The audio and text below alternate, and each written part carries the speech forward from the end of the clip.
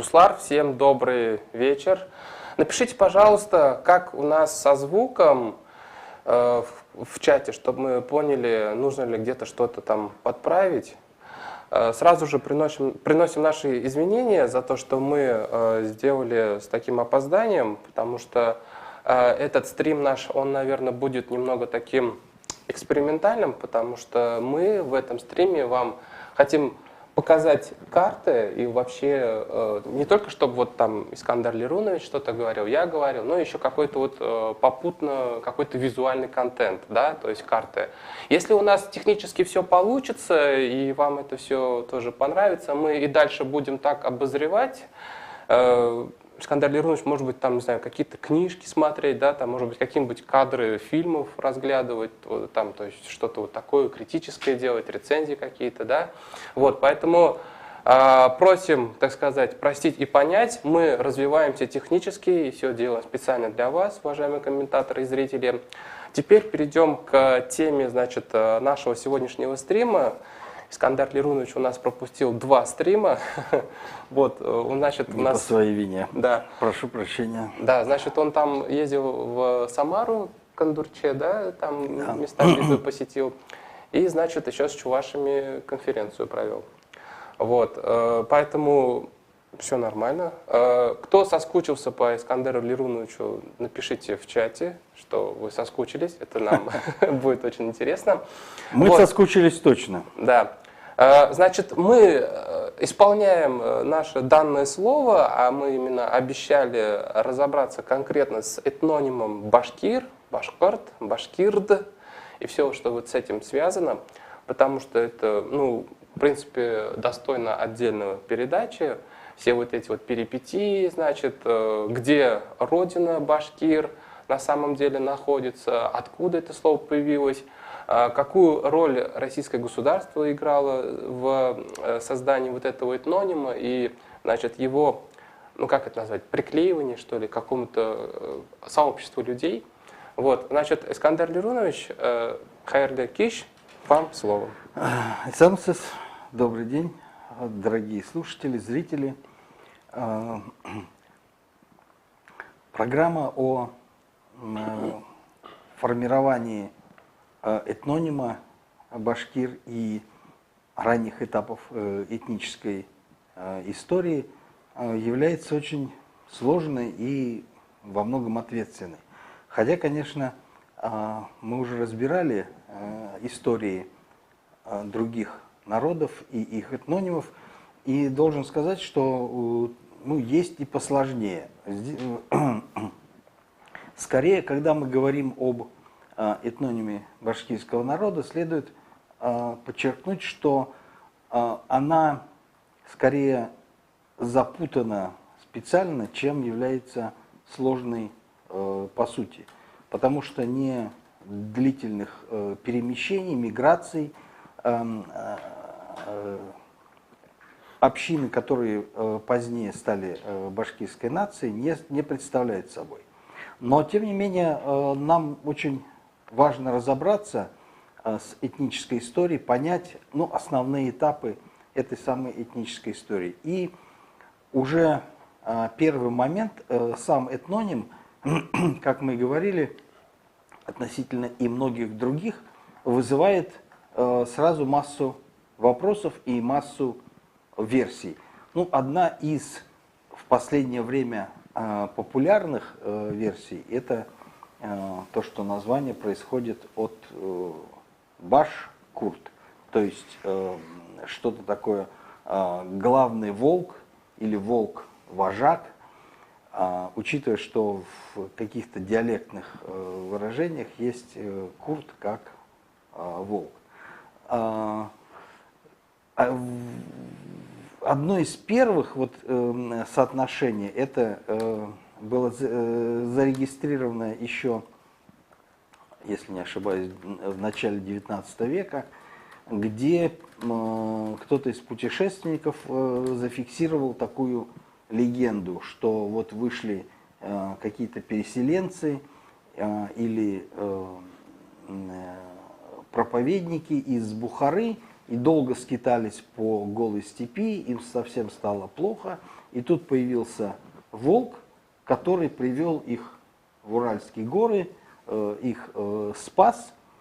И на вот этой новой земле они обрели новую родину и сделали, значит, этого волка тотемом.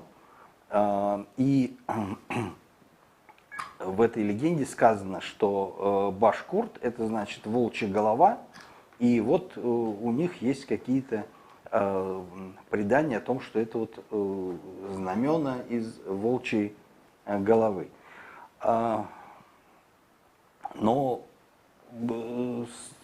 понятно здесь, что эта легенда имеет прямые сопоставления с легендами, которые у тюркских народов существуют, а вообще о волке, прародители.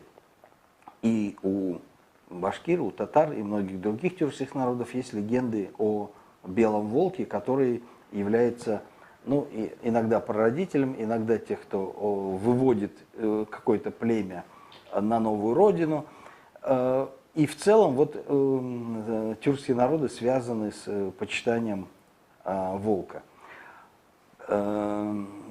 Но само представление, само название, оно, конечно, ну, выбивается из всех других, потому что ни у кого, при всем почитании волка, ни у кого нет названия, которое бы восходило к имени волка.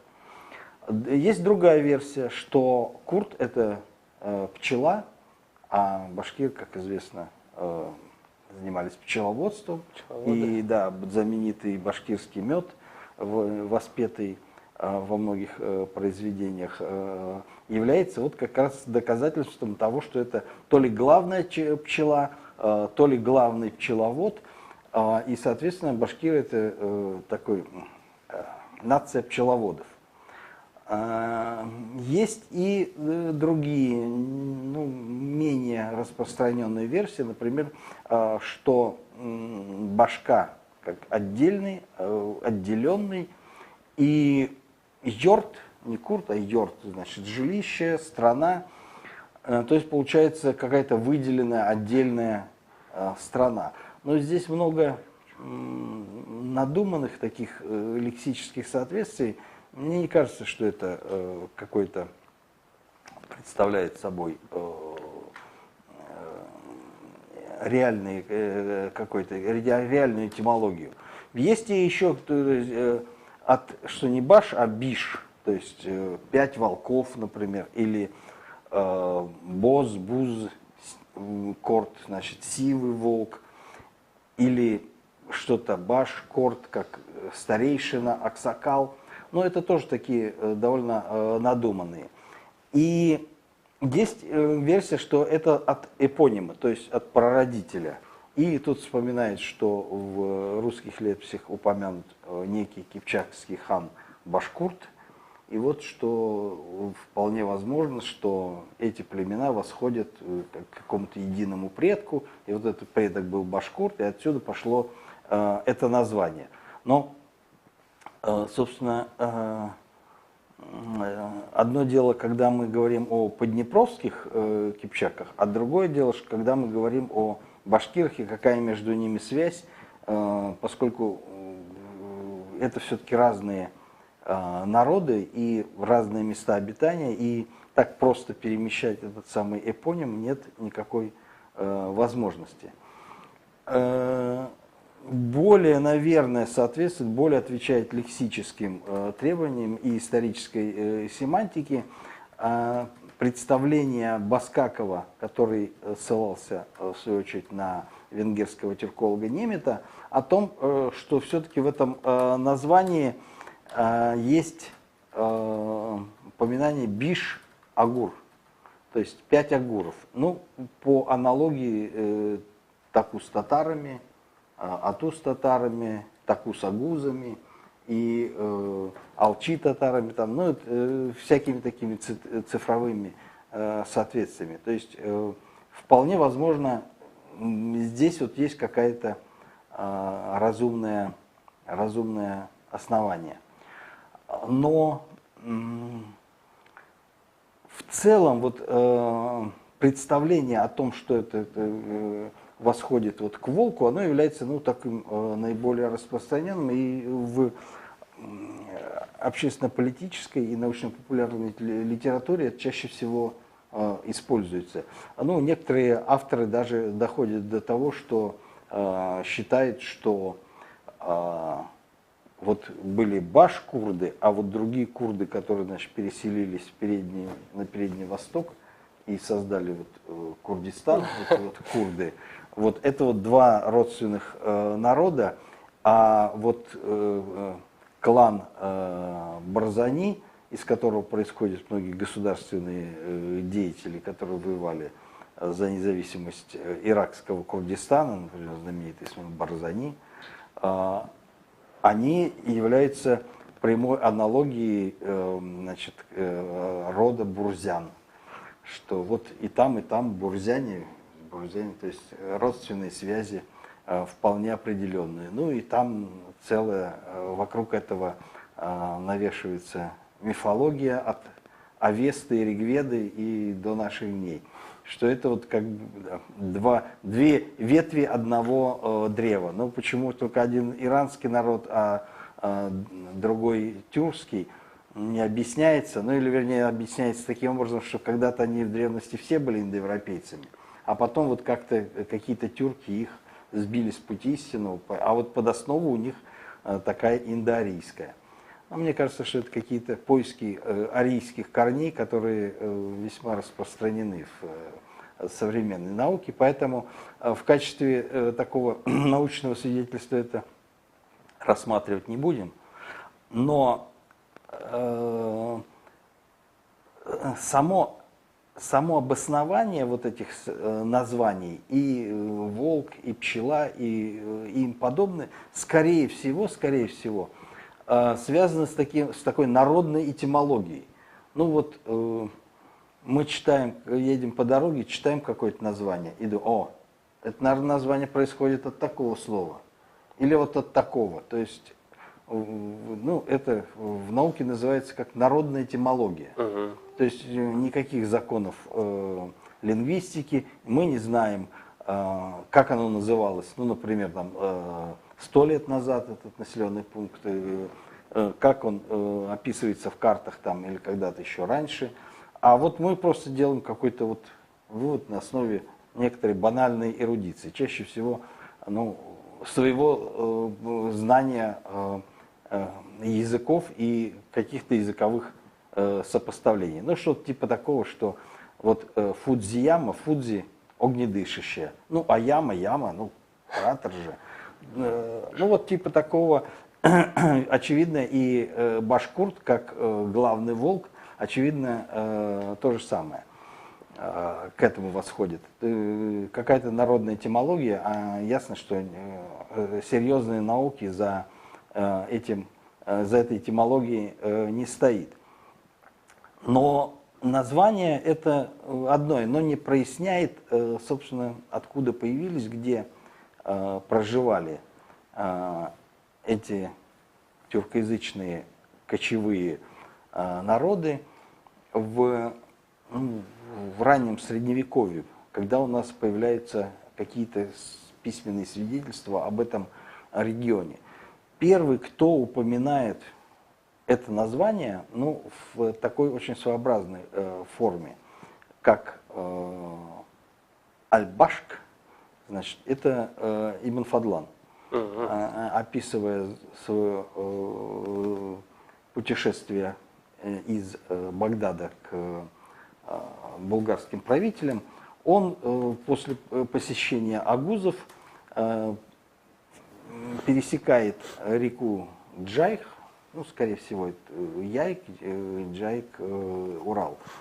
И вот дальше, где-то между Джайком и Кондурчой, очевидно, он говорит, что это страна народа башк.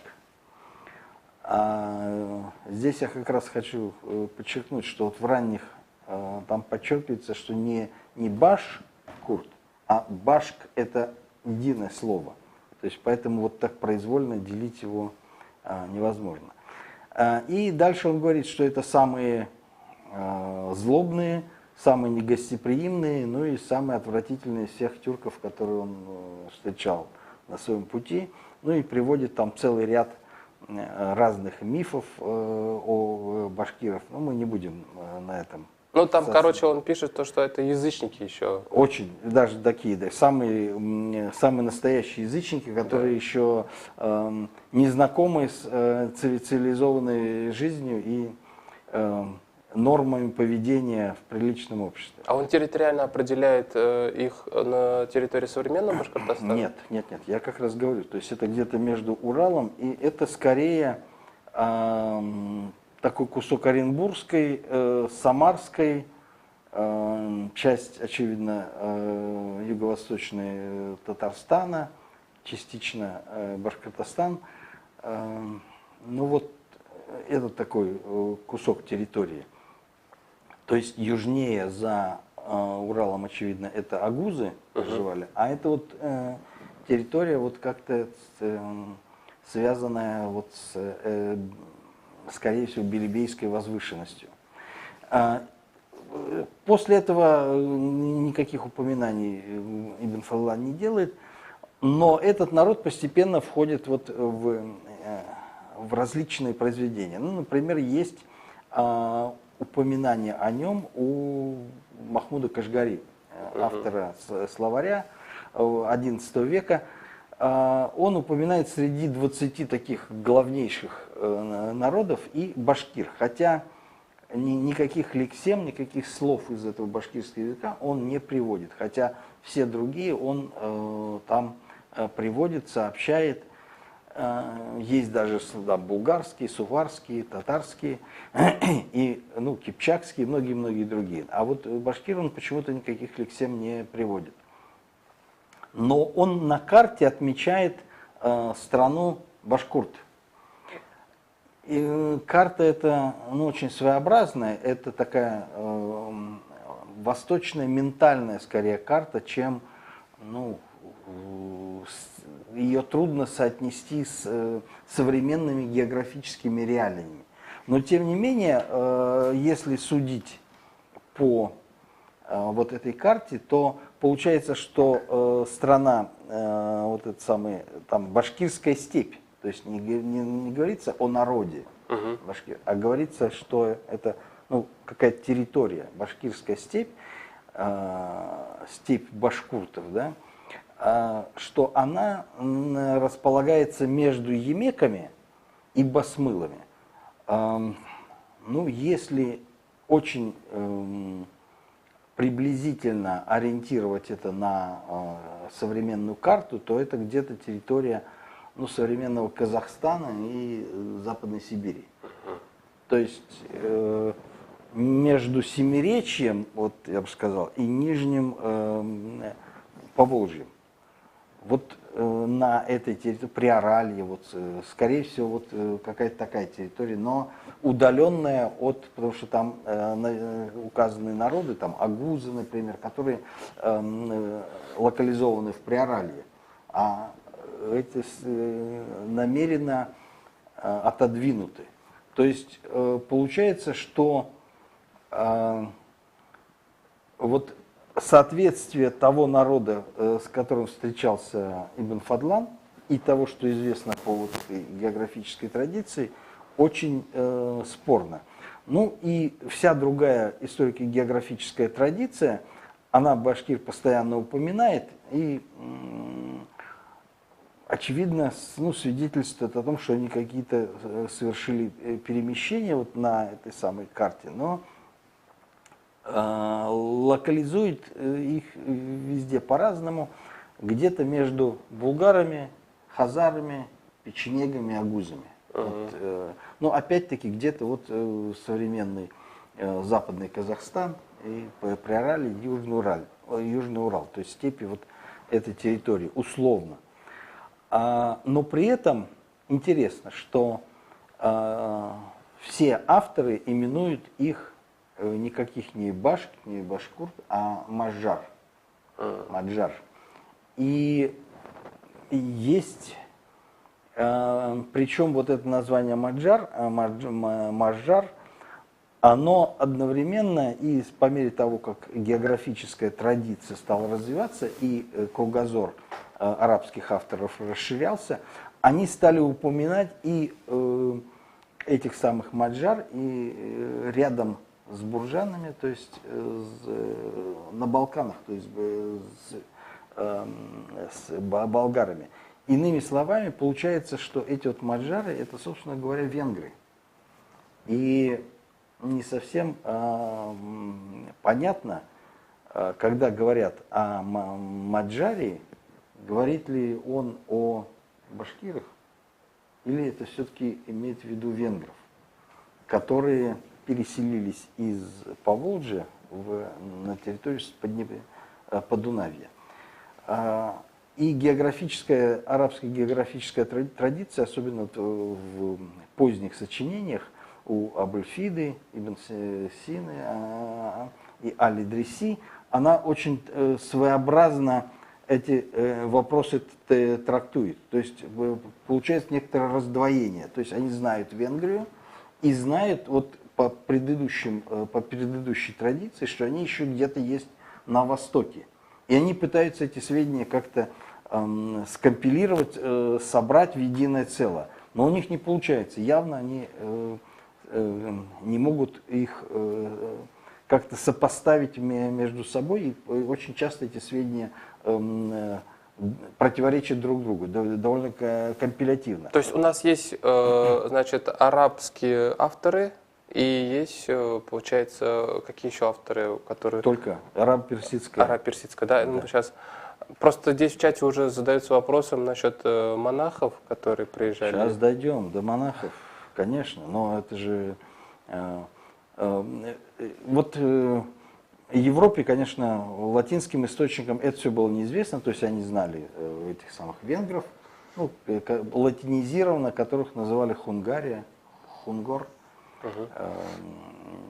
Это происходит от агуров, да, то есть это такое латинское наименование, поэтому их и именуют венграми. А вот в преддверии монгольского штурма Восточной Европы папский престол заинтересовался вообще, что есть у нас на Востоке, что такое происходит, что это не Гог или Магог, который собирается завоевать перед последним часом, значит, нашу землю. И были отправлены посольства, все перипетии рассказывать не будем. В общем, один из монахов, их была целая группа, многие погибли по дороге, но дошли до Булгарии, говорят, что они там сарацины. В одном из больших городов этих сарацин Юлиан встречает женщину, которая говорит по-венгерски. И она ему говорит, что на востоке есть страна венгров. Он отправляется в течение 2 переходов от этого города. Он встречает этих самых венгров, которые ему и рассказывают, что они сражаются с монголами. И он говорит с ними на одном языке. И вот эти самые венгры, ну, есть опять же, это довольно плавающее, то есть что за город? Некоторые говорят, это город Беляр, скорее всего. Ну, вполне возможно, но получается где-то в 100-150 километрах от Беляра на юг или на восток располагалось какие-то владения каких-то языческих племен, которые находились в политической зависимости от Волжской Булгарии, но тем не менее сохраняли свой венгерский язык. И вот тут возникает вопрос, а какое отношение к тюркоязычным, собственно, народам, ну, да. башкирам это имеет? Историки делают предположения и ссылаются на некоторые языковые такие сопоставления, что вот этот народ проживал на этой территории, и те, кто был мадьярами, это были венгроязычными. Да? А вот те, которые были маджгарды, они были тюркоязычными. Ну, слишком сложная конструкция для того, чтобы на одной и той же территории жил народ, который отличался буквой, которые даже в диалектах татарского языка часто переходят одно в другое. Поэтому не кажется мне, что это истина. А вот то, что эти оба названия происходят, скорее всего, от названия некоторой исторической области, границы которой очень неопределенные, но которые все знают, что вот эта территория является более-менее вот этой самой Маджарией, то это вполне возможно. Мы уже как раз говорили об этом в предыдущих передачах, когда говорили о Мещерском крае, о Буртасии, что именно вот по таким лекалам, собственно, многие названия и возникают, как наследие какой-то населения людей, которые живут в какой-то области, исторической области, название которой им передалось по наследству, которые себя, может быть, не называют так, но постепенно за ними укрепляются, все их соседи называют именно так. При этом неважно, один язык там живет или народы с 3 языками, всех их именуют именно так, поскольку они выходцы из этой области. Вот в то же время у нас же есть в исторических источниках упоминание, например, территории Акидель. Оно как вот, ну, оно соответствует вот этому исторической памяти о земле башкирт или нету? Думаю, что нет. Объясню. У нас есть вполне достоверные и другие источники, в частности вот археологические, которые нам показывают довольно своеобразную картину. В эпоху Волжской Булгарии граница оседлого мусульманского населения проходила примерно по реке Шишме. То есть вот Шишма — это такая пограничная река, в бассейне ее есть булгарские поселения, а восточнее и южнее нет.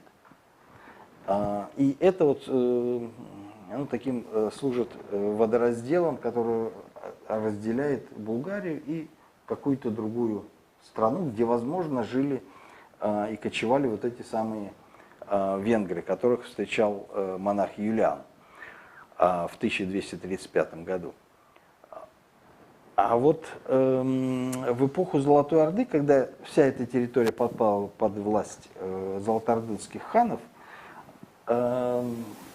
происходит постепенное увеличение ареала вот этой самой культуры. То есть явно население из Волжской Булгарии начинает переселяться на восток, осваивая Икс-Кабельское междуречье, там строят поселения, распахивают землю. Одним из таких важных свидетельств, кроме того, что там есть, собственно, сами поселения, есть и мусульманские могильники. Причем мусульманские могильники как с надгробиями 14-15 века, так и мавзолеи. А мавзолеи тоже свидетельство о том, что здесь хоронили каких-то влиятельных и богатых людей.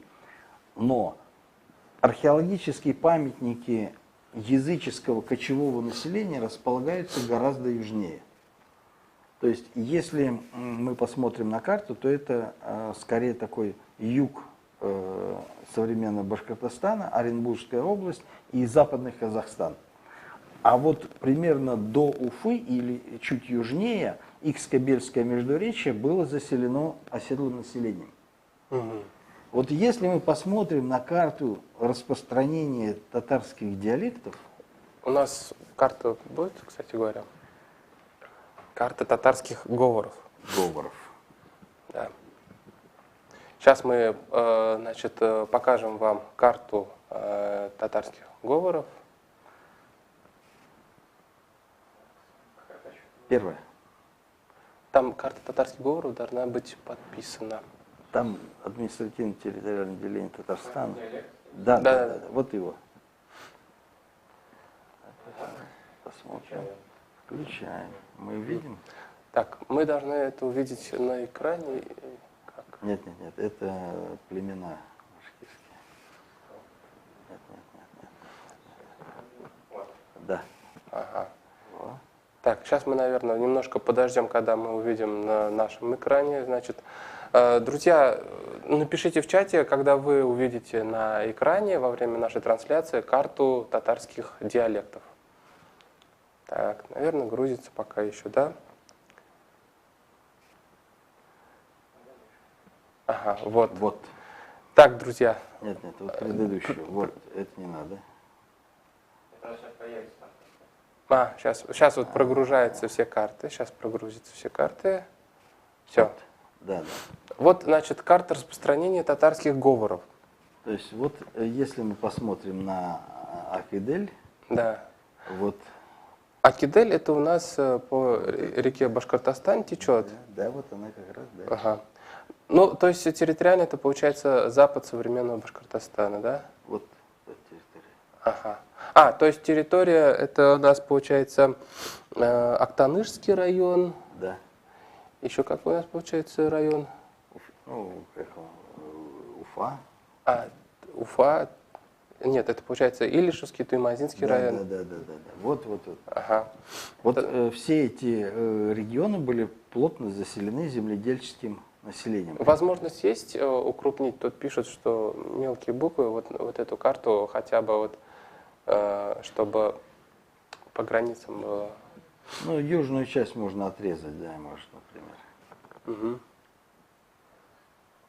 Нам не так принципиально.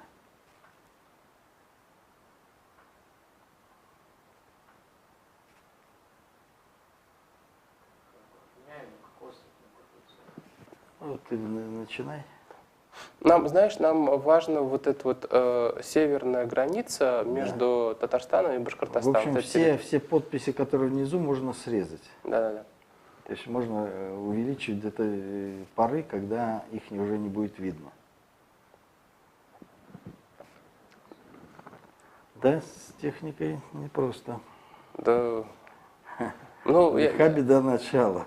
Уважаемые комментаторы, я вас предупреждал, у нас сегодня немножко такой эксперимент. Вот. Еще можно? Еще? Все, больше можно. Тут, скорее всего, уже идет размывание. Друзья, напишите в комментариях, отчетливо ли вы видите название населенных пунктов. Стоп. Все, это уже лишка. Давай немножко назад. Откатимся. Так это у нас граница, что ли, да? Тут реку просто нет. Вот что. Ну, филологи, когда рисовали свою карту, они пренебрегли реками. Да. Нет, есть реки, все понятно. Да. Вот. То есть, вот то, что зеленым, вот это вот. Это у нас что зеленое? Так, значит, смотрите, я перечисляю населенные пункты. Значит, Янаульский, Калтасинский, Дюртюлинский, Илишевский, Чекмагушевский, Кушнаренковский, Муслюмовский, Сармановский, Менделинский, Агрызский, Азнакаевский, Шаранский. Да, вот эти, значит, все районы. Да, были заселены в 13-14 веке оседлым мусульманским населением. Причем какая-то группа населения перешла в ислам, но при этом сохраняла некоторые, ну, видимо, более ранние традиции. То есть они использовали в погребальном обряде какую-то свою посуду. Не исключено, что она не использовалась уже в быту, но в качестве погребального дара использовалась. И вот эта посуда находит аналогии, ну, в такой угорской среде, по мнению ряда историков, археологов, в частности, Евгения Петровича Казакова, Владимира Александровича Иванова. И это показывает, что это вот население в этот период, вот те самые венгры, очевидно, о которых упоминал Юлиан, переходя в ислам, постепенно оккультуривается, то есть переходит к земледелию и становится обычным вот таким мусульманским земледельческим населением. Но территория была заселена. Если же там строили надгробия с каменными эпитафиями, то это свидетельство того, что это население было достаточно состоятельным, чтобы ставить эти надгробия. А с другой стороны, это свидетельствует о том, что ислам был достаточно укоренен, и наличие мавзолеев свидетельствует о том, что здесь были какие-то, ну, не скажу, что люди высокого звания, но, скорее всего, ну, я не знаю, соответствует ли это понятию чингизидов, но, по крайней мере, знатные беки, чтобы вызвать сюда мастеров из Булгарии или Средней Азии и построить здесь по обычным золотоордынским нормам несколько каменных мавзолеев, часть из которых сохранилась до наших дней. А можем назвать районы Башкортостана, где вот эти вот мавзолеи были? Вокруг Уфы, по-моему, Чекмагушевский район. Да-да-да, Чекмагушевский. В Кушнаренковском нашли надгробные плиты эпохи Золотой Орды. Вот. Да. То есть вот это все свидетельство вот единого вот этого самого процесса.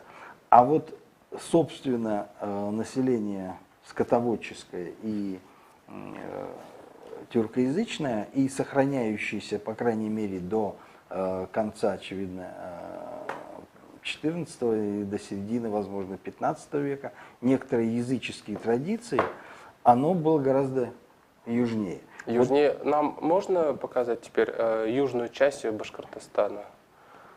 Ну, собственно говоря, это такой стерлитамакский, достаточно.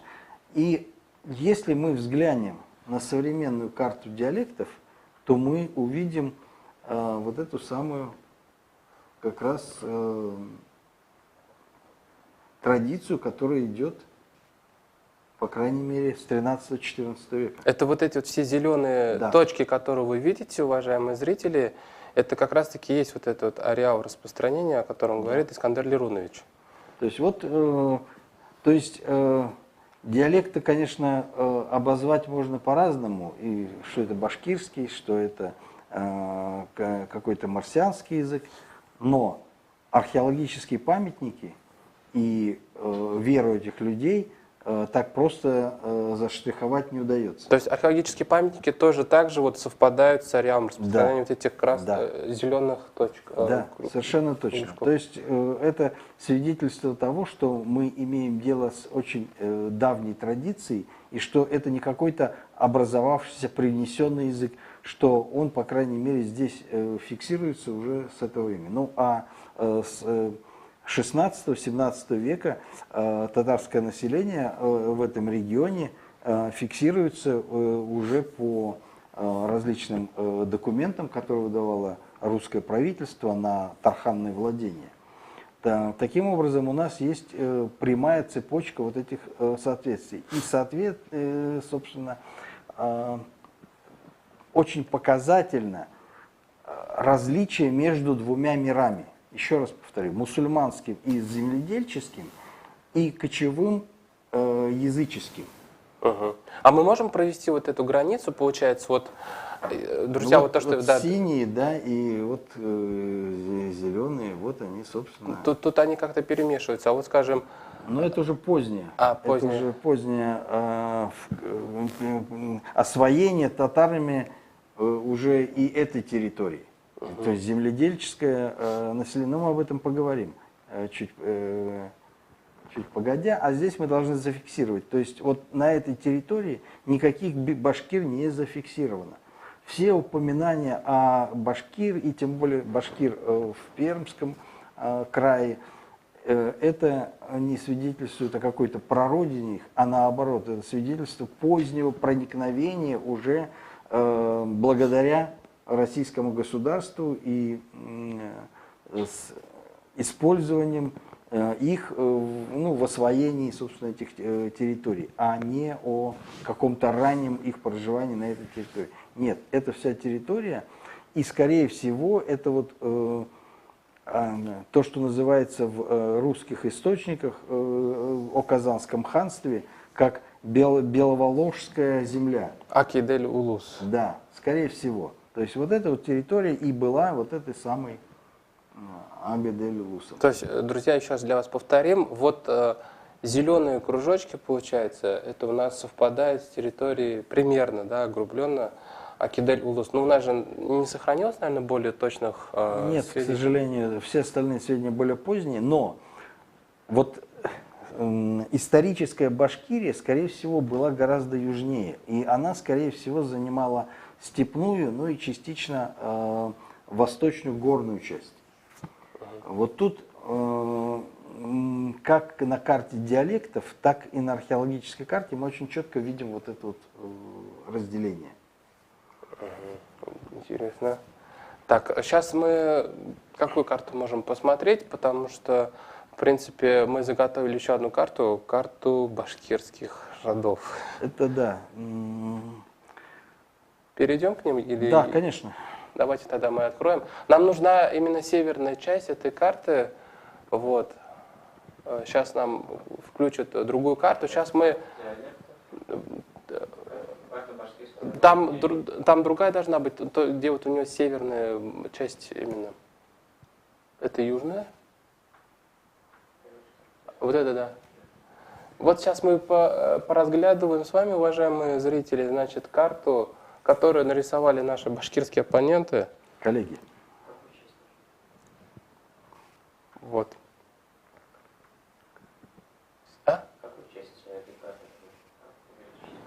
Ну, пока... Нет, вот которая первоначальная, да. Вот у тебя... Да, вот это пока. Да, а в принципе мы же ее можем еще увеличить, да? Ну, только... Давай мы общую сделаем, давай мы... Вот все, стоп. Вот это оставим. Сейчас. Ага, вот это. Достаточно, да. Да, вот, в общем, вот такая вот разноцветная карта, очень большое буйство цветов. Да. Ну, много, да. Так, и давай, значит, мы в сторону Татарстана теперь отъедем, потому что мы совсем в середине Башкортостана. Да. Нам нужно немного на запад.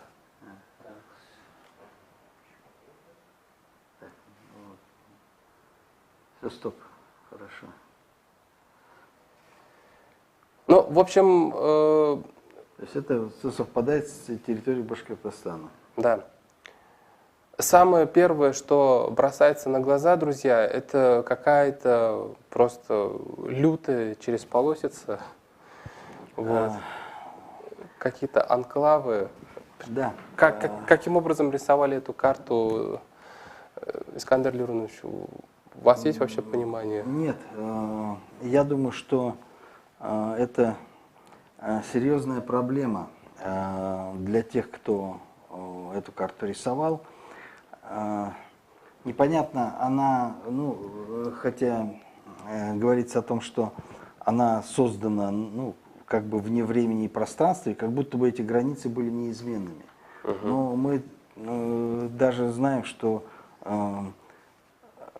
границы больших государств в Европе за последние 100 лет претерпели серьезные изменения.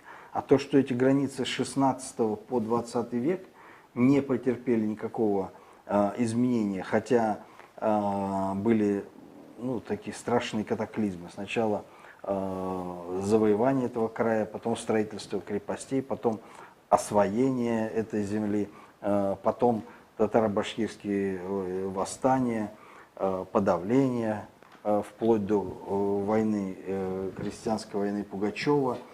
И на этой карте не отмечены никакие изменения, но это просто поверить довольно сложно.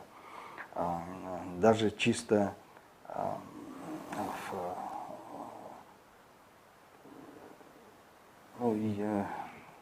не применяя научный метод и научный аппарат, а просто таким рациональным взглядом, если окинуть. А с другой стороны, возникает вопрос, а вот на этой территории, то есть предполагается, что, ну и говорится, что башкиры всегда были кочевым населением, что это были какие-то крупные родоплеменные группы, и что действительно у создателей карты есть представление, что на этой территории они прям вот так кочевали кругом. То есть с одной Горы на другую. границы на другую границу. Да, и вот на этой территории они вот и кочевали. Ну вот скажем, там Ельдяк, например, вот видите, здесь есть две области, Ельдяк вот голубого цвета, да? И значит между ними как-то вклинились конглы. И вот если мы представим, что они вот ну, вдруг начнут кочевать, вот как они будут кочевать? Они... Ну, вот я еще раз говорю, то есть здесь очевидно зафиксировано нечто другое. То есть не карты проживания, не карты хозяйственного освоения, потому что некоторые из этих областей, как мы говорили, вот, допустим, на севере, это зоны, где, в общем, давным-давно уже никто не кочевал. И это были зоны, освоенные земледельческим населением и мусульманским населением, которое не входило в эту патронимическую систему. Следовательно, здесь зафиксировано нечто другое. Вот хотелось бы понять, а что за вот эта структура этой родоплеменной организации. И вот думается, что некоторая разгадка это в последующих событиях. То есть мы говорили о том, что существовала историческая Башкирия, здесь существовало земледельческое мусульманское население. В период Золотой Орды они, очевидно, были такое симбиотическое состояние, то есть не нарушая жизненный уклад друг друга. Наоборот, используя возможность для торговли, для обмена товарами, необходимыми как кочевому населению, так и населению земледельческому.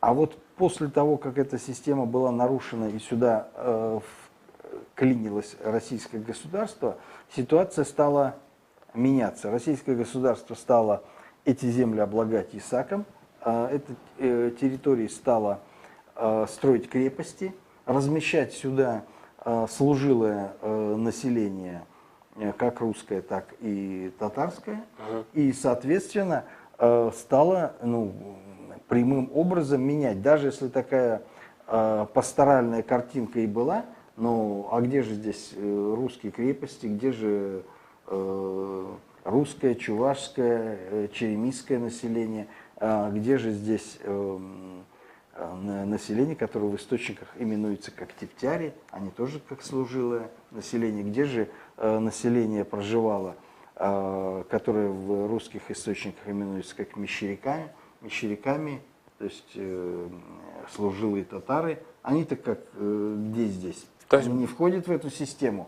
Это значит до карта до 16 века или для какого века она создана? Поэтому думается, что это плод некоторой фантазии, как некоторые рисуют карты Средиземья. Контурные карты. Ну да, Средиземья. Вот там какие-то условные материки, там земли. Вот так и здесь. Значит, взяли и как-то условно начертили эти непонятно откуда возникшие родоплеменную структуру. Но за некоторыми, очевидно, из этих территорий есть и какое-то рациональное зерно. Это та территория, которая в определенный момент российское государство пожаловало определенным башкирским родам, которые вступили в вассальную зависимость от московского царя, а потом и российского императора. А как вот это вот может выглядеть, что башкиры получили земли, они вот, не знаю, в Москву ездили, что ли, просили, вот есть какое-то у нас представление об этом? Да, там собрались, вероятно, правители, старейшины нескольких родов, принесли тогда воеводе Уфимскому, значит, клятву верности. И на какой-то момент южная граница, то есть они обязались защищать российские рубежи, но Потом была смута, в общем, российскому государству было особенно не до этого. Они вели, ну, как бы свою жизнь, но постепенно российское государство, укрепляя свою власть, к XVII веку, во-первых, построило несколько укрепленных линий, Старозакамскую, в первую очередь построила крепости, Уфимскую, Мензелинскую, Заинскую, ну и целый ряд других. И в свою очередь стала осваивать. А освоение это что? Это в первую очередь именно хозяйственное освоение. То есть земледельческое население переселяется сюда, начинает распахивать землю, потому что, ну, сами понимаете, чтобы из центральной России везти сюда продовольствие, или даже из территории Приказания, то это не быстрый путь, это и вообще серьезные препятствия к этому есть. В виде, ну, таких рек, как Кама, например, та же Акедель. Поэтому все здесь должно было производиться для того, чтобы эти самые города-крепости снабжались продовольствием. И вот когда эти самые продовольствия уже было освоено, то значит эти территории должны были быть освобождены от тех самых кочевников, которые претендуют на эту землю. Или они берутся, значит, получать деньги с тех поселенцев, которых они пускают на эту территорию. Ну, я думаю, что, ну, как были целые волости, которые были выделены многим людям, родам, которые обязались там вести хозяйство, хозяйственное освоение. Но это уже начинается при имперской власти. И первые крупные восстания, татаро-башкирские восстания, возникают именно в это время, когда императорская власть начинает забирать земли для меднорудных рудников под сельскохозяйственные угодья. Да, карты, наверное, можно убрать. Итак, значит, мы сейчас потихонечку перемещаемся к середине XVIII века.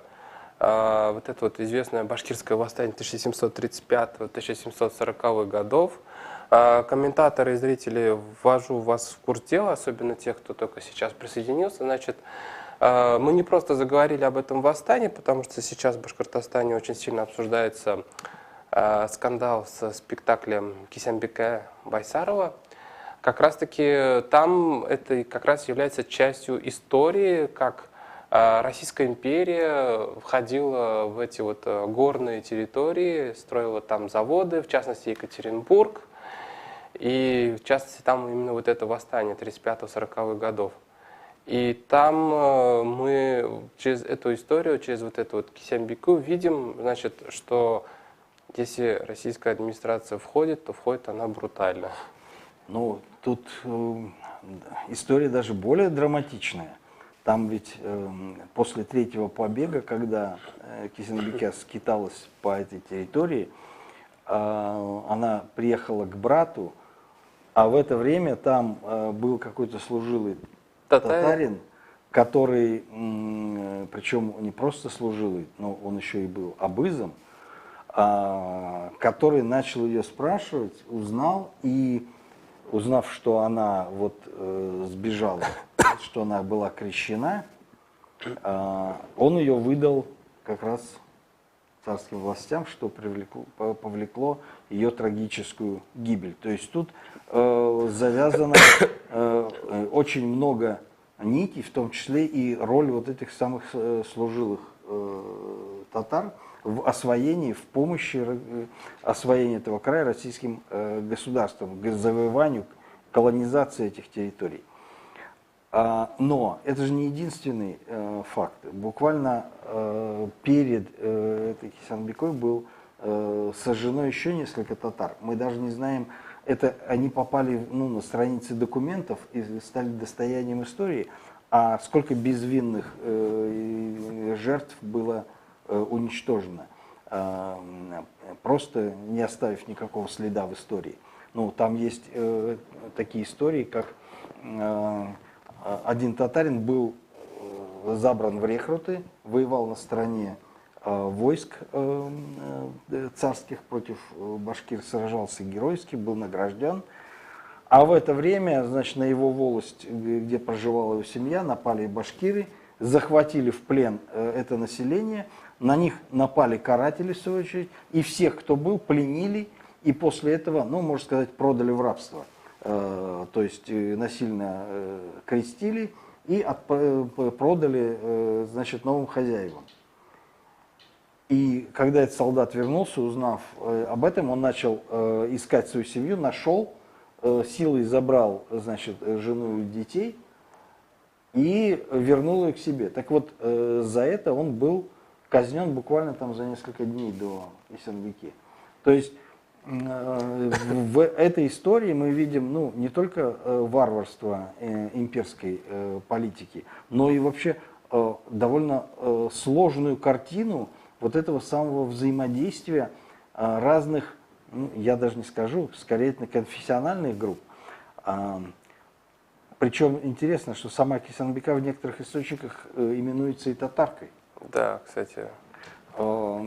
Поэтому тут, хотя вроде как бы все и прозрачно, но на самом деле все очень показывает сложность и неоднозначность вот этой самой ситуации, которая была, видимо, характерна, где переплетались и вероисповедания, и сословная принадлежность, и насильственное крещение, и многие, ну и в том числе и то, что башкирские роды вели себя довольно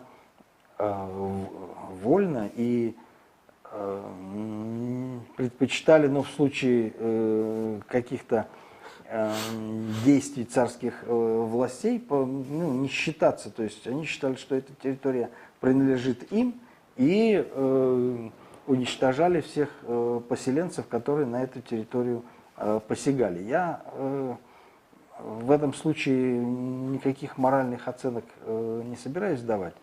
Это все равно, что как обвинять индейцев Америки в том, что они истребляли белых поселенцев, а белые поселенцы считали, что они осваивают новые земли. Ну, просто потому что для того, чтобы прокормить, ну, какое-то сообщество кочевников, требовалось больше гораздо территорий, чем для земледельцев. Именно поэтому, ну, такие большие территории и были отведены. Когда царское правительство селило, ну, какое-то податное население, отбирая эти земли у башкирских родов, конечно, оно ставило их на грань выживания. И это вызывало, конечно, и правительство не могло не понимать, что оно ставит такие серьезные барьеры между собой и этим самым новым населением, и что они способны вызвать как раз восстание. Вот здесь интересно вообще проявляется сама структура этих родов, и вообще вот эти вот научность выделения вот этих самых родов, их описание, создание вот этих пресловутых книг. Но то, что издаются источники, это хорошо, а то, что они превращаются, имея в виду вот эту карту, в какую-то мифологию, которая насаждается современному населению, это, конечно, отвратительно. Там еще ищут параллели с шотландскими кланами. Да. Ну, с таким же успехом можно было и папуа-новогвинейскими кланами. Они все, собственно говоря, были созданы по единым лекалам. Те государственные образования, то есть не антигосударственные, а негосударственные образования, которые сохранились, ну, анклавно в море вот этих самых государств Средневековья и модерновых империй, они, конечно, были все одинаковые. То есть это, ну, некий родовой коллектив, который ведет свое происхождение от какого-то единого родоначальника. Есть старейшина, который выполняет роль главы, иногда он еще и шаман, ко всему прочему, ну, по крайней мере, законоговоритель. Вся территория принадлежит всему роду, и вся эта территория, ну, все люди, которые относятся к этому клану, они являются, ну, в случае чего, военной силой, которую можно пустить на соседний род. И вот этой борьбой за соседними родами, за ресурсы, и посвящена, в общем, всячески их жизнь. Именно такие были и шотландские горцы, которые никакой пасторальной картинки, которая у нас сейчас представляется, они не представляли, а уничтожали просто своих сородичей, можно сказать, так, что от них никого не оставалось, вплоть до женщин и младенцев. Второй особенностью вот этих самых сообществ, ну, например, тех же курдов, да, было то, что, ну, и, как вспоминает и Северный Кавказ, то, что они постоянно испытывали давление, ну, такого относительного перенаселения. То есть территория, на которой они могли кормиться, настолько мала, что они, молодежь, вынуждена уезжать и продавать свои военные таланты каким-то соседним обществам. Вот, например, шотландские горцы, когда они не воевали между собой или там с английской короной, если кто-то объединял их, то они постоянно воевали в Ирландии. В раннее новое время они стали ездить в Европу. Ну и французские короли, там была шотландская гвардия, самое боеспособное подразделение, гвардия французских королей. Точно так же шотландцы служили и в Италии, и в Испании, и в других государствах. Их использовали при освоении, завоевании колоний, в частности, в Северной Америке. Ну и курды то же самое, мамлюки, в значительной части знаменитый Салах-ад-Дин, Саладин, латинских, борец против крестоносной угрозы, был выходцем из курдов.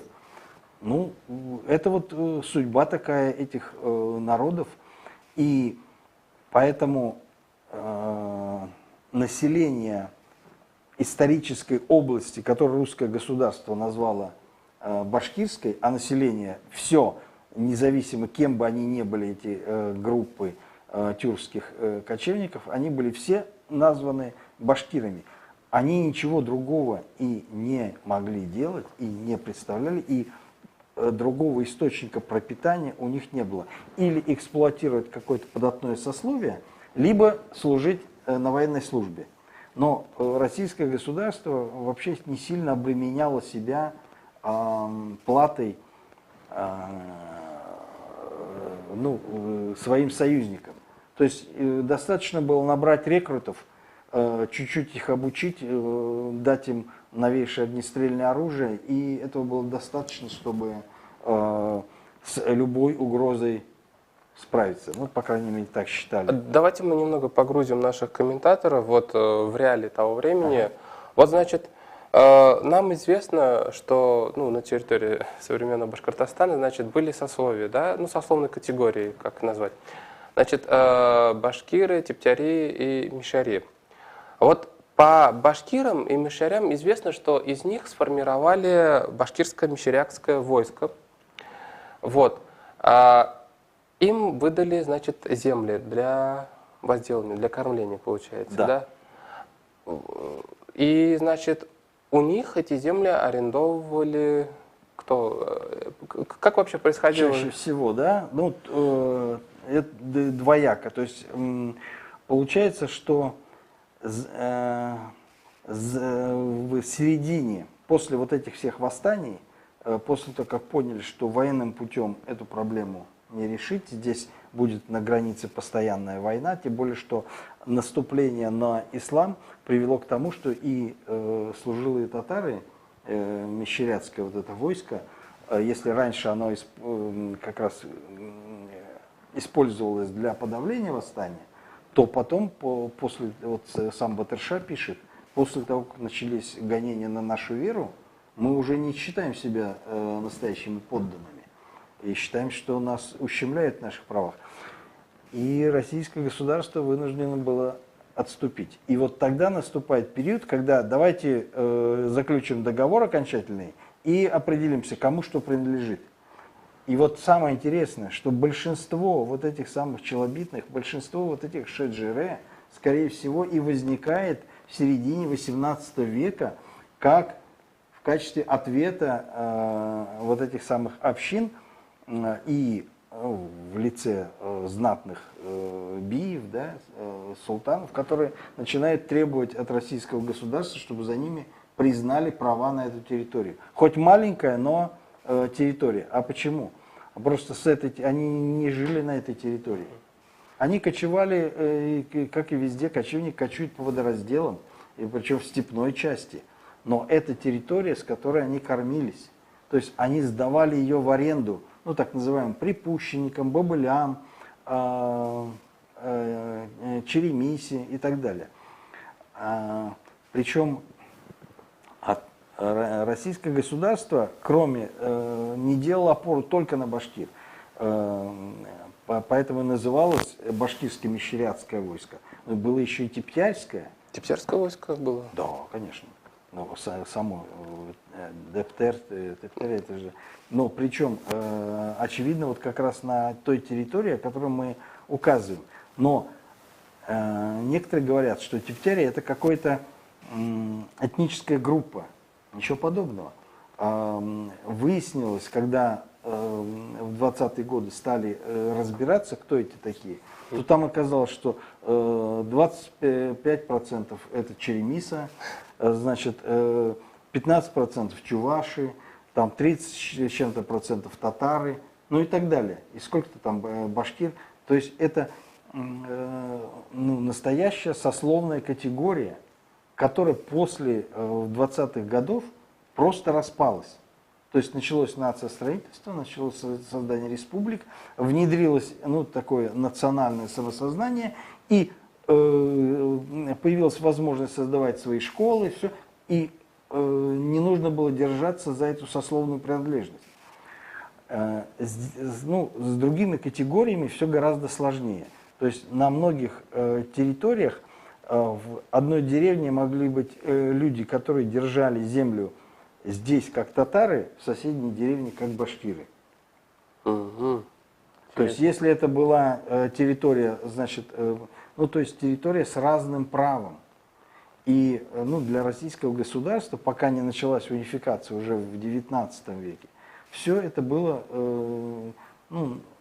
сделано по феодальным законам. И, собственно говоря, вот эти вот иррегулярные башкирские, мещерятские войска, это так иррегулярная конница, которая, я думаю, была не очень обременительна для российского государства, поскольку оно не тратило особенных средств на их поддержание. Но оно выделяло землю, тем самым решая два вопроса. Во-первых, добиваясь лояльности, а во-вторых, позволяя населению переселяться на эти земли и осваивать. Но кто переселялся? Это прежде всего, конечно, татары, башкиры, чуваши и марийцы. И вот они, недаром крупные анклавы удмуртского населения, марийского населения, чувашского, располагаются как север. То есть в старых зонах земледельческого освоения, и там как раз и проживает и большинство татар. И вот оттуда они постепенно начинают осваивать, по мере того, как такая военная опасность от нагайцев, калмыков и, собственно, башкир пропадает, то начинает осваиваться и эту территорию. А вот башкирское право позволяло населению, как раз, собственно, владельцам вот этих вот башкирских вотчин, эксплуатировать вот это самое податное население. Когда говорят, они же были, как бы внеклассовые, То есть башкиры, они никого не эксплуатировали, они сами были эксплуатируемыми. Но на самом деле нет. У них на их территориях жили люди, припущенники, бобыли всякие и так далее, разные категории, которые имели разные права и платили им прежде всего, а уже потом российскому государству. И вот за счет этой вот ренты, которую собирали с земледельческого населения, в основном башкиры жили. То есть они, да, были привилегированы, но не такие привилегированные, как, допустим, какие-нибудь князья там, где была развитая феодальная структура. Тем более, что ну, это условия пограничья, где они имели право на землю. Потому что везде в остальных губерниях после указов Петра I и других мусульмане не имели права владения этой самой землей. Крепостными, наверное. И крепостными, и владение землей было, да. Именно поэтому никаких татарских князей и татарское служилое сословие не сохранилось в XVIII веке. Вот я понимаю, что историки Института Марджани буквально, наверное, недавно обратили внимание на вот эти все перипетии, связанные с категориями населения в Уфимской губернии. Вот на сегодняшний день все-таки удалось разобраться. Вот 19 век, вот есть, значит, башкирцы, сословная группа, да, есть этнические башкиры, башкорты. Вот как-то вот удалось разобраться, где вы как сословие, а где вы как, не знаю, этническая общность? Сложность в том, что сами источники не дают нам такой возможности. Окунуться мы можем только через источники. А источники у нас это, как правило, какие-то кадастровые документы, там, продажи, какие-то земельные споры. Но очень часто люди выступают под разными ипостасями. То есть он в одном месте, этот же человек может выступать как владелец какой-то земли по башкирскому праву, и его могут именовать, что, очень часто его именуют как башкирский, башкирин, да? А в другом месте он уже спорит с другими, допустим, российским государством, да? Или какой-то спор между собой, да? И он уже выступает как татарин и требует, чтобы его судили как, значит, по мусульманскому праву.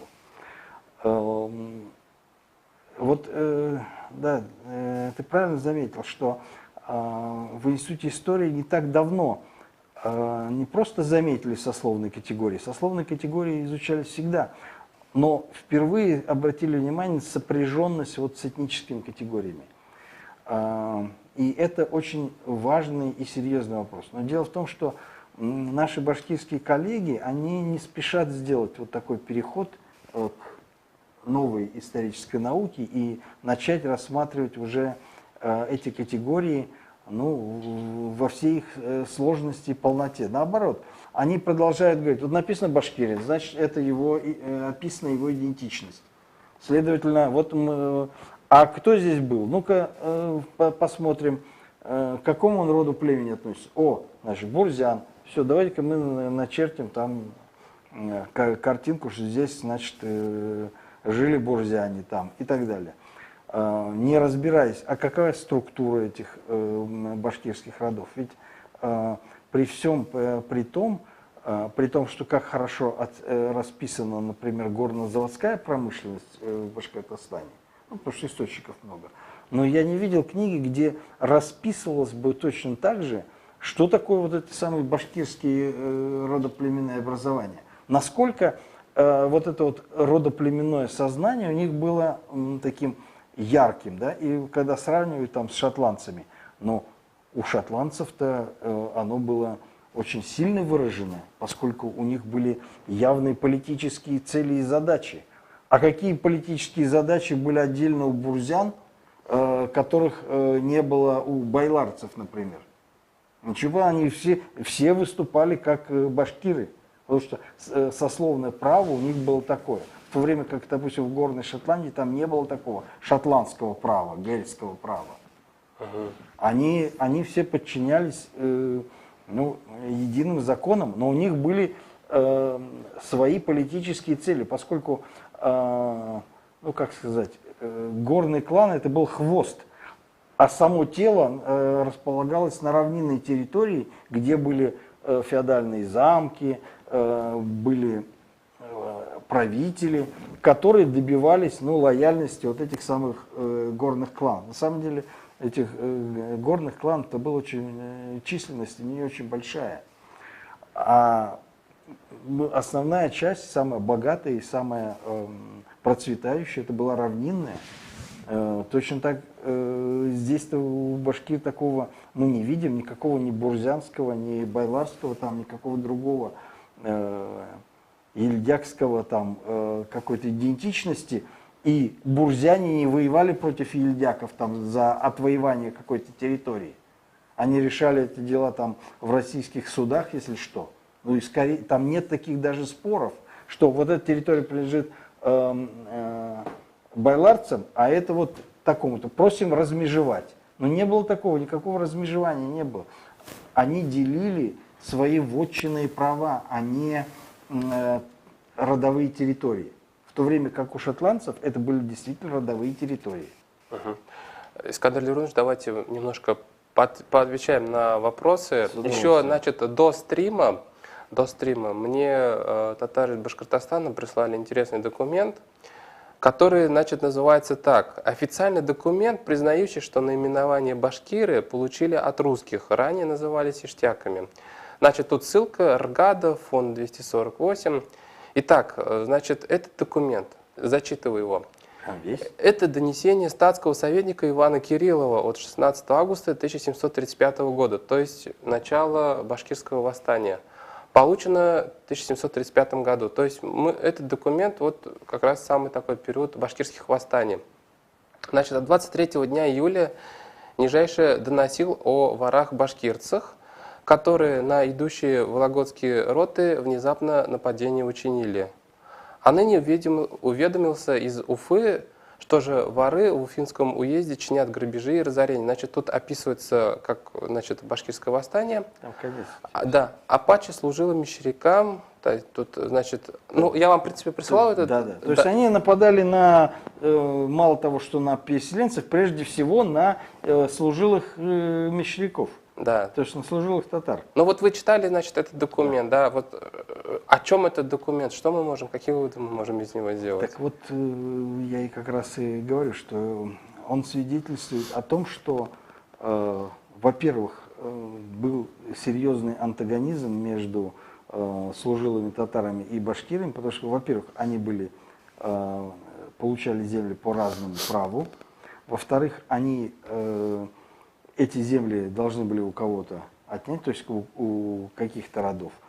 С другой стороны, они были такой единой, то есть они входили в состав российской власти и российского государства, в то время как башкирские роды, они получали эти самые права по-другому. Ну и третье, что многие из этих башкирских родов ведут свое происхождение от неких иштяков. Вот кто такие иштяки? Вот это еще одна категория, это мы еще больше усложняем. Это этническая категория? Я думаю, что к этому времени уже социальная. Социальная? Да, но когда-то она была, очевидно, иштяк, астяк, не исключено, что это или какие-то переселенцы более северных территорий, либо это, как некоторые этнографы и археологи считают, сближая вот как бы позиции, это те самые венгры, о которых мы говорили. То есть к тому времени уже омусульманены, отюреченные в определенной степени, но сохранившие представление о каком-то своем ином происхождении, что как-то, очевидно, влияло на их социальный статус. И что часть, получается, вот этих башкирских родов, которые наши коллеги башкирские именуют как какое-то единое целое, которое понимало себя как какое-то определенное единство, получается, что определенная часть этих родов на самом деле ведет свое происхождение от астяков, иштяков, а может быть и венгров. Ага. То есть это не единая категория, которая взяла и переселилась сюда из степей, что ее происхождение мозаично. Это очень сложное объединение, которое складывалось на протяжении веков. И что никакого общего у них представления и самосознания не было. Вотчинные права не являются основой для формирования какого-то национального единства. И более того, значит, вот это единство подогревалось прежде всего тем, что оно было сословным.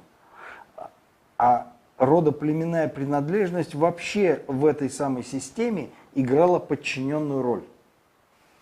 То есть они обладали этой землей, описывая, что если были люди же, которые владели как единоличные правители. Есть там волости, которые были, Надыровская волость, например. Она была подчинена Надырову и его людям, татарам. То есть за ним никакого рода племя не стояло. Но тем не менее им была отписана российским государством огромная территория, там без того, что никто не разбирался, кто там проживал, он просто отписали, что с этой территории должны были ему платить, значит, оброк, а он, в свою очередь, ИСАК, значит, отправлял в Петербург. То есть картина получается гораздо более сложная. А какие-то роды выступали от имени родов и эту территорию занимали, просто потому что они здесь и жили. Вот, кстати, тут интересный вопрос, Искандер Лерунович. Тут помнит, как вот вы говорили, что вот эта вот территория Башкирии где-то на юге, да, тут говорят, а как же с тем, что говорил Анвар Аксанов, это, читаю, комментатор White Page, о северной прародине башкир и том, как историки, он, короче, пересказывает интервью. Не надо, я понял, да. я читал его статьи, я думаю, что он, к сожалению, ошибается. Так, почему прародина башкир не север? Не может быть никакой на север, потому что все источники, которые свидетельствуют о том, что какие-то роды жили на севере, они позднего происхождения. Туда кочевые группы, конечно, проникали, возможно, и в более раннее время, но были ли они башкирами в то время, это серьезный вопрос. И, как правило, они проникали туда для, во-первых, на литовье, а во-вторых, для збора пушнины, ясака с местного населения, а на зиму уходили в Приоралье или на Южный Урал, то есть не оставались они здесь, не жили они здесь. А то, что, были ли они башкирами, это тоже большой вопрос. Скорее всего, это формируется еще во времена Ногайской Орды, Казанского ханства. Так, Аксанов экстраполирует поздние сведения на более ранний период, что является методически неверным. Секунду. Так, друзья, комментаторы, хватит разборки между собой устраивать. Давайте вопросы по существу, вот как вот задали по поводу прародины Северный Башкир. Искандер Лерунович, вы что-то увлеклись своими тут татаро-ногайскими, татаро-башкирскими войнами. Угу. Продолжайте, Искандер Лерунович. Да. Нет, я как раз говорю, что, к сожалению,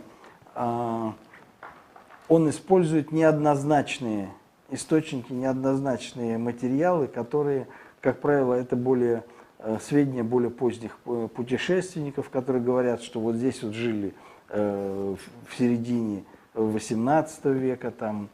И он на этой основе делает вывод о том, что башкиры жили где-то на севере. Но это просто противоречит всей картине, о которой мы говорили до этого. Значит, тут некоторые люди из-за того, что тут разгорелся срач в комментариях, обходными путями свои вопросы задают. Вот в телеграм-канал прислали, в телеграм мне прислали. Значит, Эльнур, у меня вопрос. Спроси и покажи уважаемому Искандеру Абы.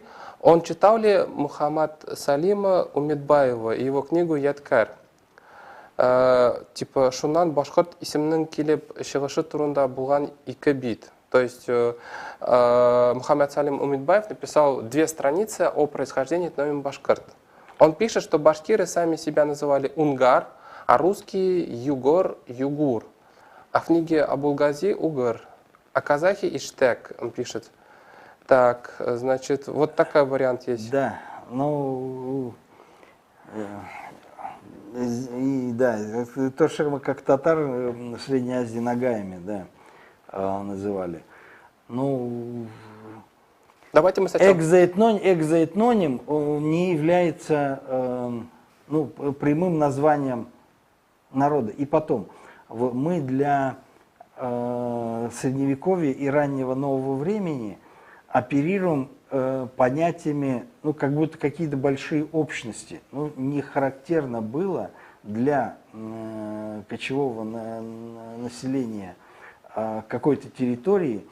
Ну, во-первых, они не создавали каких-то больших общностей, ну, просто само хозяйство не позволяло это делать. Соответственно, и ну, какую-то народность создать они никак не могли. То есть они какими-то родоплеменными группами кочевали. И, соответственно, говорит, что вот какая-то большая общность происходит от того-то и от того-то, это не совсем методически верно. Ну и то, что пишут о происхождении от... но это языковые, большинство это языковые соответствия. Угор, югур. Угор – это намек на угров, Да, а югур – это уйгуры. Ну, еще более раннего времени. То есть это вот, оно звучит только на русском языке, вот как какое-то такое близкородственное. На самом деле никакого родства между ними нет.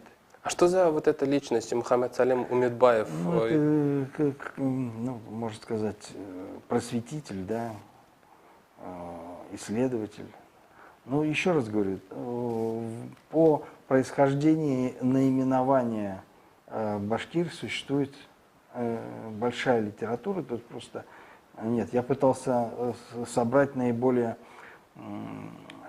такие популярные точки зрения на происхождение этнонима. Но еще раз говорю, на самом деле происхождение башкир как какой-то общности относится уже к периоду московского государства, когда это население наделяется определенными правами. В первую очередь земельными правами. Вот тогда они начинают осознавать. Вот интересно же, ни Бурзяна, ни российское государство наделяет какими-то правами. Оно имеет дело со всей вот этой вот общностью. И оно, вне зависимости от происхождения, оно всех именует башкирцами. Да? То же самое мы уже говорили, та же картина с тептярями. Российское государство всех их называет тептярями. В то время как внутри они совершенно не похожи и имеют разное происхождение. Так, Искандер Дерунович тут спрашивает, второй том «Татары при Урале» будет ли выходить? Обязательно, сейчас в работе. Вот, ну, то есть у нас прям такие плотные люди, что Да, ждут. читать нет, но народ очень грамотный, поэтому, да, вопросы хотелось бы, да. Но вы сами понимаете, что вот мы сейчас говорим, это в одной передаче пытаемся какую-то квинтэссенцию дать, а там нужно все это очень подробно, четко расписать. Подробно, четко расписать. Так, тут вот смотрите, такой да. вопрос. Значит, ну, тут известно же, да, что вот территория Башкортостана это была еще и Ногайская Орда. Спрашивается, вот какие города были у ногайцев, у татар, ну, то есть наша территория. Известно были, значит, Булгар, Беляр, Да. там Казан, Понял. Сувар, Алабуга. Понял. А что было вот у... Столицей Ногайской Орды был город Сарайчик в районе современного Уральска. Там хоть что-то осталось? О, много. Ну, сейчас просто Урал срезает. Нет, это крупный город был, один из таких, на караванном пути. Нет, очень... там была и переправа через Урал, и там известные каменные, глинобитные, кирпичные здания, мавзолеи. Нет, это был довольно крупный город. И вот он был столицей Ногайской Орды, пока, наконец, Ермак Тимофеевич не разорил его. И тем самым разрушил дружбу между московским государством и Ногайской Ордой. И ногайцы, которые до этого каждый год пригоняли тысячи коней на московский рынок, обеспечивая конское поголовье для московского государства, здесь московское государство лишилось вот этого конного поголовья и стало терпеть поражение в Ливонской войне. Почему, кстати, царь приговорил Ермака Тимофеевича к казни-то? Не потому, что он был разбойник просто, и поэтому его приговорили. Нет, он совершил крупнейшую международную диверсию и разрушил союз, значит, с ногаями. Так, вопрос такой. По Гордизи Да. Баш-Джурт был хазарским вельможей с 2000 всадниками, обитавший на границе с кимаками где-то в Приуралье. Тут, походу, нам хотят намекнуть, башкиры это случаем не выходцы, не люди хазарского вельможи. Что за Гордизи, что за Баш-Джурт? Нет, Гордизи автор XI века.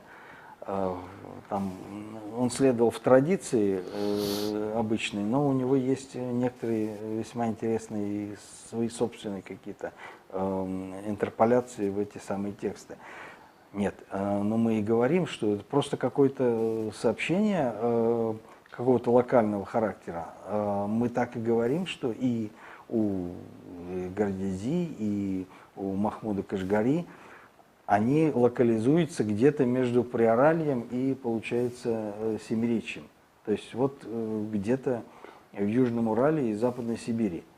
Ну, насчет того, что там хазарские вельможи, я думаю, что поскольку Гордизи жил через почти 150 лет после исчезновения хазарского каганата, то есть какие-то экстраполяция более поздних сведений на более ранние. То есть связаны ли были в действительности с хазарским каганатом и как там были ли вельможи, это, скорее всего, какие-то местные легенды. Как понять ногайские татары на старинных картах, которые есть и встречаются? Они все-таки татары или нагаи? Интересный вопрос. Дело в том, что собственно, откуда произошло название Нагаев, не совсем понятно. Дело в том, что до этого, например, Би и Дигей, которые, собственно, и его дети, которые создали вот это государство, они, собственно, происходили из племени Ак-Мангыт, и они везде назывались мангытами. И вот этот сам мангытский юрт и был проосновой. Но с какого-то момента они вдруг начинают именоваться ногами. Когда произошел даже исследователь этого вопроса Вадим Винцерович Трипавлов, так и не смог пока найти убедительного ответа, когда произошел вот этот переход. Теперь по поводу татар. Дело в том, что мангыты это были частью татарской клановой системы. И в этом смысле, да, они татары. И более того, значит, там сохранились письма Бия Исмаила Ивану Грозному о завоевании Астрахани, где он говорит: пускай хорошо хан от тебя будет, а татар мы дадим, татары от нас будут. То есть он явно говорил о своих подданных, о служилом сословии, и именует их татарами, а не нагаями. То есть, опять-таки, как и во все в Средневековье, здесь более важную роль и более понятное и знатное и престижное было звание татар. Оно было понятно всем. А нагаи еще должны были завоевать вот это самое, то, что они такие знатные, важные. И поэтому они боролись, в общем, с другими кланами для того, чтобы возвысить свое имя и свое сословие, этносословие. Так, на картах Баптиста Хомана 17-18 веков, какие у нас очень умные Да, комментаторы, начитанные, да. башкирские татары указаны в районе Южного Урала, а уфимские татары занимают левобережье Волги от реки Камы вплоть до города Саратов. Во-первых, я никогда что-то не видел эту карту. Вы эту карту видели, Нет, Баптист чтобы такое, Хомана? нет, ну, чтобы там так были расписаны. Но это, они же приблизительные, эти карты. Даже в XVIII веке до карт более подробных, географических, которые уже снимали топографы, ну, это уже 18 век, 19. Ну, поэтому на этих картах очень схематично именуется. Здесь интереснее другое, ну, как уфимские, да, татары и башкирские, не является ли это как раз вот свидетельством о том, что мы говорили, что есть какое-то оседлое население, как раз вот Самара, и если, ну, прочертить вот до Уфы от Самары, то это примерно те самые территории, которые шли Старозакамская, Новозакамская линии. А, соответственно, башкирские татары за пределами вот этой самой линии, что примерно то, о чем мы говорили. Угу. Ну, наверное, Искандер Леронович, закругляемся, чтобы...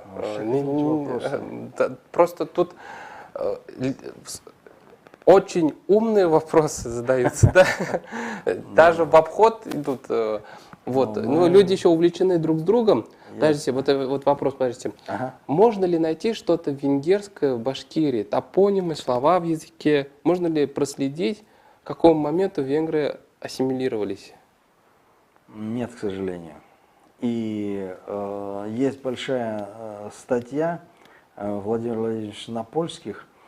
Дело в том, что определенная группа филологов и особенно археологов пыталась найти и интерпретировать большое количество названий, связать их с угорскими, с венгерским языком, ну и с праугорским каким-то.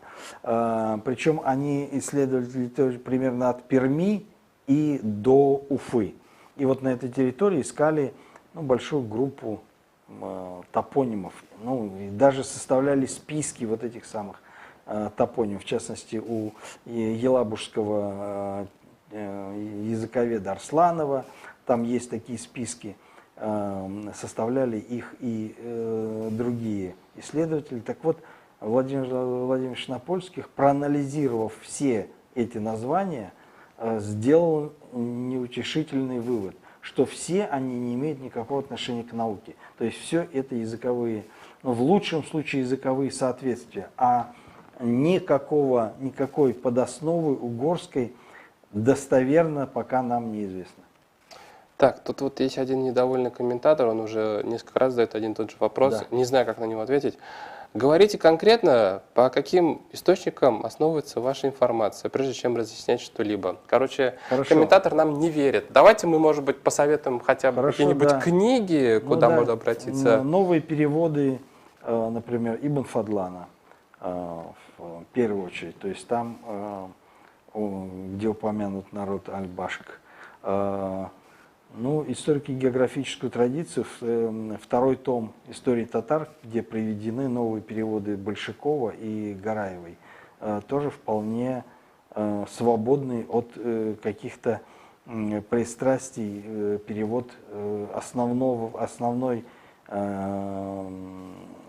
тезауруса вот этих самых сведений. Ну, Махмуд Кашгари, любое академическое издание, пожалуйста. Вот, ну и целый ряд статей, интерпретирующих их, эти все сведения. Ну, это я уже от Захадера до Левицкого, того же Большакова, ну и в конце концов даже и Кузеева я бы порекомендовал, Владимира Александровича Иванова. А вот смотрите, вот Кузеев, это же такой своеобразный тоже историк, о котором знают все наши татары Башкортостана. Вот. А что можно вычитать у Кузеева? С каким образом? Народы Южного Урала. Я считаю, что это вообще главная и самая научная, самая интересная его книга. Там он, конечно, вот то, о чем я говорю, что он не так хорошо владел археологическим материалом, ну и к тому времени не было такой интерпретации, еще полностью не обследована была территория, археологической карты не было, ну и интерпретаций таких не было. Но тем не менее он указывал, что северная часть или как северо-западная часть Башкортостана имеет важные историко-этнографические особенности, отличающие его от остальной территории Башкортостана. По крайней мере, вот этот вывод у него совершенно четко прослеживается. И там, где он что-то не понимает или считает неверным, ну, например, там, что тюркоязычное население проживало уже здесь с глубокой древности и занимало берега Камы, Волги и так далее. Он там дает обширный комментарий, доказывая, что никакого автохтонизма в происхождении башкир не было. Ага, понятно. Ну, в принципе, когда еще у вас будут хорошие вопросы, уважаемые комментаторы, хочу сделать... Пишите, мы подберем, мы в наших планах есть подбор вот этих самых вопросов. Да, интересных комментариев. Да, интересных комментариев. И мы, когда какие-то вопросы, может быть, специально еще раз остановимся более глубоко, более углубленно, рассмотрим вот именно какие-то эпизоды из того самого огромного моря сведений о многовековой истории башкирского народа. Да, небольшое замечание комментаторам. Друзья, мы будем в следующий раз обращать внимание, если вы опять начнете между собой выяснять тут отношения, вы все будете забанены. Мы ждем от вас очень умных, очень интересных, конструктивных вопросов, на которые мы потом будем, конечно же, отвечать. Искандар Лерунович, вам за интересную беседу. Бекзор Ахмет. Сергей Ахмет. Сау.